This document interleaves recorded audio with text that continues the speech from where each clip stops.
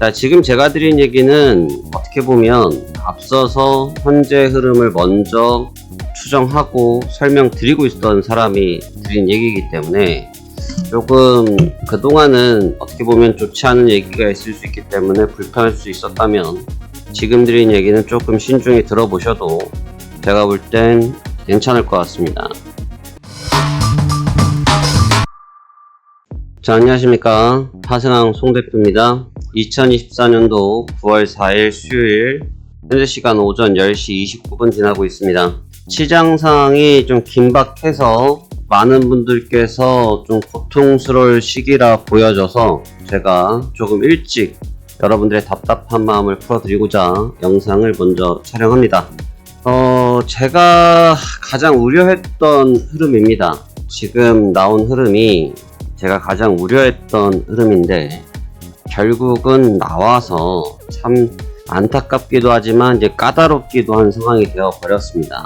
자, 그러면 간밤에 어떠한 증시 상황이 좀 있었는지 또 그리고 이젠 어떻게 대처하는 것이 좋을지에 대해서 같이 한번 말씀 나눠보겠습니다.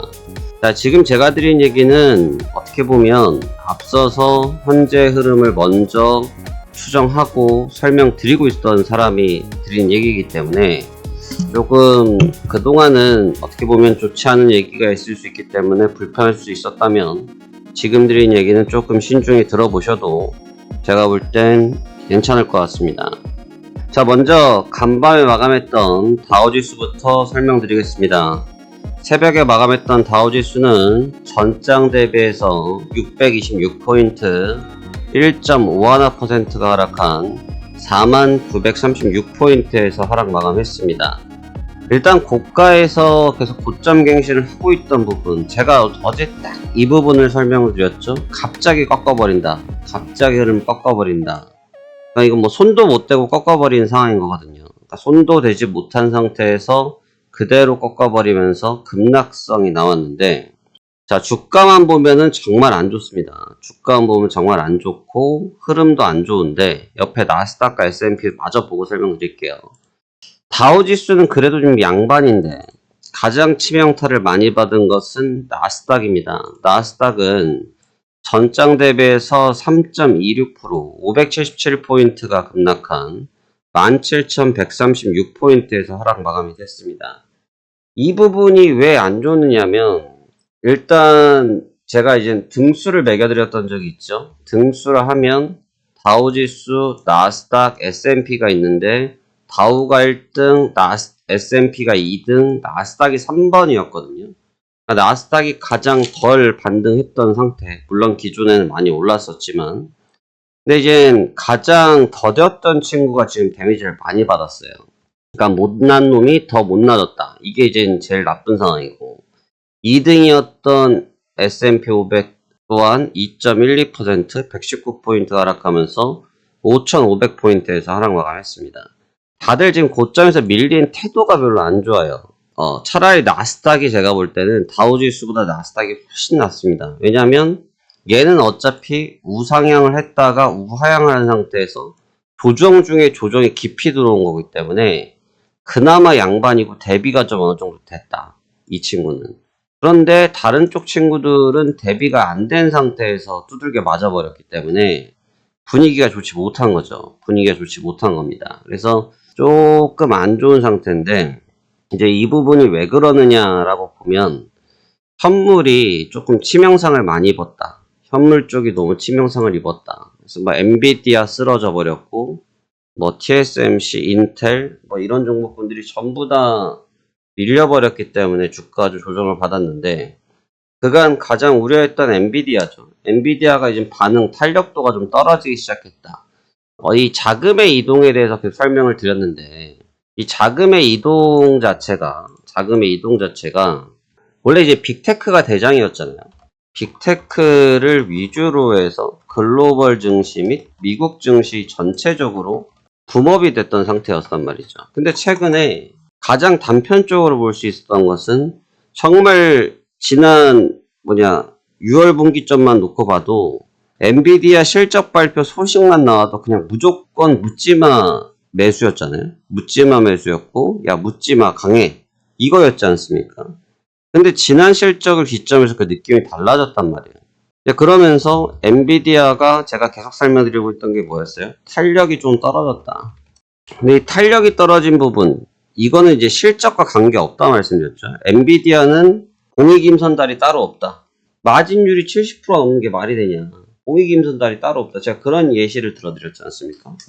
그러니까 엔비디아에 대해서 성격, 그 다음에 성장 과정, 결과물 이런 거에 대해서 의심하는 사람은 아무도 없어요. 저 또한 의심하지 않습니다. 하지만 주가는 또 그게 다르잖아요. 주가가 꼭 데이터로만 가는 게 아니죠. 만약에 주식이라는 것이 데이터로만 기반해서 움직이면 주식을 제일 잘하는 거는 경제학 박사일 겁니다. 그렇죠? 근데 또 현실은 그렇지 않지 않습니까? 바로 그 부분 때문에 그렇죠. 그래서 지금 엔비디아가 탄력이 좀 빠지면서 주가를 좀 주도적으로 밀어내는데 이 여파가 퍼진 게 문제예요. 지금 제가 우려하는 것은 뭐냐면 엔비디아가 빠져서 나스닥이 가장 큰 폭으로 조정을 받은 것, 이건 오케이예요. 오케이인데 이게 나스닥 안에서 묶여야 되는데 나스닥 바깥까지 연결되어지고 있어요. 여기서 지금 나오고 있다는 내용은 뭐냐면 경기 침체 가능성인데 이 얘기도 3개월 내내 나오고 있는 내용이죠. 3개월 내내 나오고 있다. 그러니까 사실 이 부분을 때문에 파월 연준 의장이 계속 조심스럽게 했던 얘기가 뭐예요? 우리 경기 좋은데 그래도 이제 데이터를 볼 수밖에 없는 게 자칫 우리가 금리 인하를 서둘렀다가는 이게 이제 침체 등등등이 생길 수 있으니까 우리 좀 조심스럽다 라고 말씀을 하셨던 거잖아요. 그쵸? 그런데 이제 지금 나왔던 부분, 어저께 나왔던 중요하다고 말씀드렸던 지표에서 그 지표가 깨져버렸어요.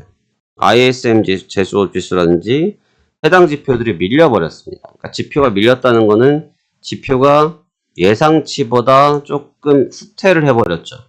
그러니까 이게 이제 트리거가 돼버린 거예요. 이게 지금 트리거가 된 겁니다. 사실 이 정도 내용 아니거든요. 솔직히 말씀드리면 이 정도 내용 아니에요. 이 정도 내용 아닌데 시장이 굉장히 과도하고 민감하게 반응을 했습니다. 굉장히 과도하고 민감하게 반응을 했어요. 근데 시장이 반응하는 건 어쩔 수가 없어요, 여러분. 시장이 반응하는 건 어쩔 수가 없다. 지표가 이 정도인데 이 정도 반응받아? 어쩔 수 없어요. 시장이 받는 겁니다. 그러니까 지금 그러한 상황이 연출되고 있다. 이렇게 보셔야겠죠. 근데 지금 여기서 주목도 해야 될 부분은 뭐냐면 지금 이제 경기, 그 다음에 빅텍 기술주들의 약세, 이 두 가지가 좀 맞물려 있는 상태. 근데 이제 주가도 최고가를 갱신하고 있다. 물론 나스닥은 아닙니다만 최고가를 갱신하고 있던 상태에서 나온 조정이기 때문에 이 조정의 깊이를 이제 가늠해야 될 시기에 도래했다라고 볼 수 있어요. 조정을 가늠해야 될 시기에 도래했다. 근데 지금 이 조정이 단순하게 여기서 끝나는 게 아니고 제가 이제 엔비디아가 불편한 게 우리나라까지도 영향을 주고 있어요. 지금 우리나라 증시도 2700이 뭡니까? 2600까지 지금 깨먹었으니까 할 말 다 했는데 이 부분이 지금 우리나라 빅테크에도 영향을 주고 있죠. 전기전자에도 영향을 주고 있단 말입니다. 우리나라 전기전자에도 이 영향을 주고 있다 보니까 이 부담감이 굉장히 가속화되고 있는 시기다. 이렇게 봐야겠죠.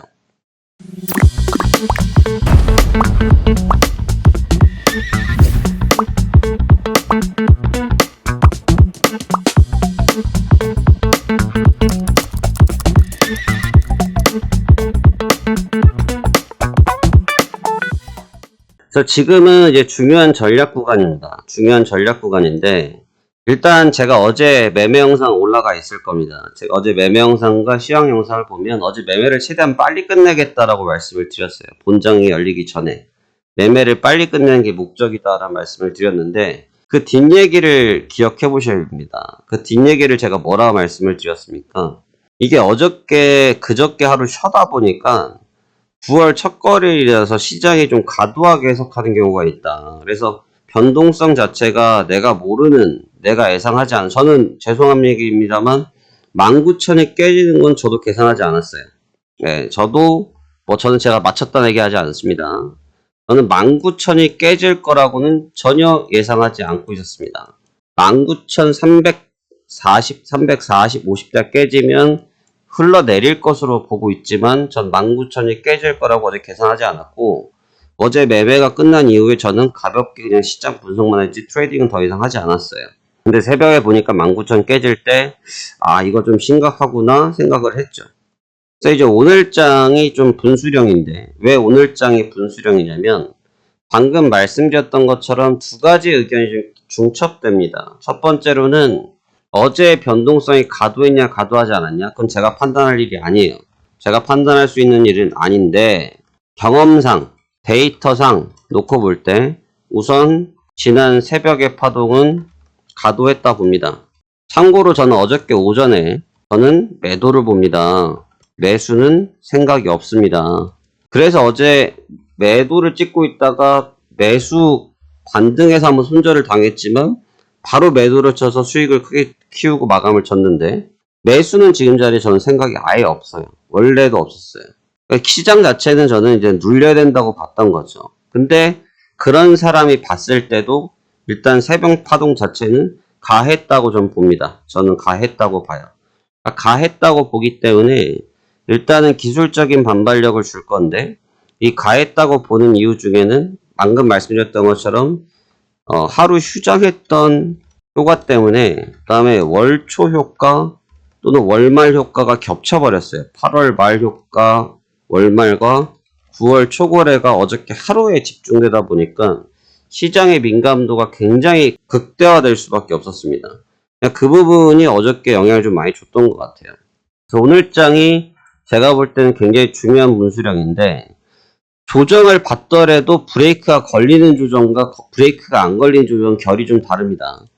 여기서 만약에 지난 8월 초 때처럼 이런 식으로 두들겨 맞으면 이거 분위기 완전히 몰라지는 거죠. 근데 여기서 조정을 받더라도 반등을 하면서 가는 조정이 나오면 그래도 대비가 되기 때문에 반등을 하면서 가는 조정이 나타나야지만 시장의 충격이 그래도 완화됐고 만약에 스트레이트로 꽂아버리면 이건 분위기가 아주 차가워질 수 있다고 생각할 수 있습니다. 그래서 오늘장은 일단 오전장이 중요해요. 그래서 저는 원래 이 시간대 제가 11시부터 저희는 일을 시작하고 제가 그 전에 와서 준비를 하고 있는 단계인데 저는 매매를 좀 빨리 할 거고요. 오늘 오랜만에 매매를 좀 일찍 할 거고 일단 오전장에서 시장이 반등을 하지 못하면 오후장이 굉장히 두려워질 수 있다. 어제 지표는 그래도 양반입니다. 어제 지표는 그나마 양반인데 오늘 나올 지표들도 만만치 않다고 그랬죠. 오늘 나올 지표들도. 그래서 이제 쫄트가 나오고 캐나다 기준금리 결정이 있고 그다음에 금리 성명서가 있단 말이죠.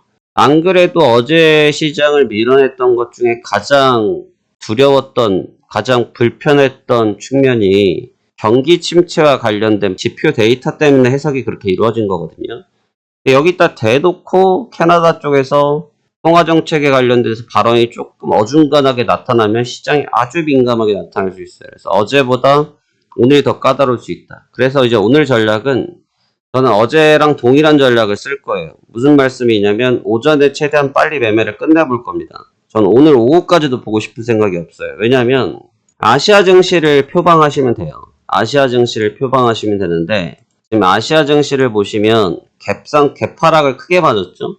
지금 갭하락을 크게 맞은 다음에 바닥을 한번 찍고 기술적인 반등을 하고 있거든요. 기술적인 반등을 하고 있는데 여기에서 나타나고 있는 이 기술적인 반등이 지금은 낙폭과대 때문에 이루어질 수가 있어요. 현재는 개장한 지 2시간이 채 안 됐거든요. 2시간도 오버가 안 돼서 충분히 가능할 수 있는데 이제 이 시간이 지나가 버리면 한 오후장 13시, 14시 정도가 되면 경계 매매를 튀어나오는 수가 있습니다. 왜 튀어나올 수 있냐면 글로벌 분위기가 너무 무거워서 회피성 물량들이 나올 수가 있어요. 거기다 지금 일본도 장이 안 좋거든요. 니케이도 지금 4% 가까이 찍다가 지금 3.6% 정도 레코딩하고 있는데 여기에서 이제 이 친구들까지 동반 영향을 받아버리면 오후장이 더 나빠질 수 있다. 그래서 전약, 중강, 후약이 돼버릴 수가 있거든요. 그거는 이제 왜냐면 방금 말씀드린 것처럼 오늘 저녁에 미국을 한 번 더 보고 가겠다는 투자 심리가 작용될 수 있기 때문이에요. 그래서 그 측면 때문에 일단 오전에 빠르게 승부를 보는 게 제가 볼 땐 무난하고 저녁 시간은 한번 구경하는 정도의 관점을 두는 게 다소 적절하지 않냐 저는 생각하고 있습니다. 오늘 같은 장이 좀 어려운 장 중에 하나예요. 오늘 같은 장이 좀 어려운 장에 속하고, 왜냐하면 너무 많이 빠졌기 때문에 반등이구나는 답이 보이는 자리거든요. 그래서 근데 너무 쉽게 주는 답은 이게 속임수일 가능성도 좀 있어요. 근데 이제 이 정도의 낙폭이 벌어진 상태에서 여기에 추가적으로 지금 고점 어저께 기준점 따지면 500포인트, 600포인트째거든요.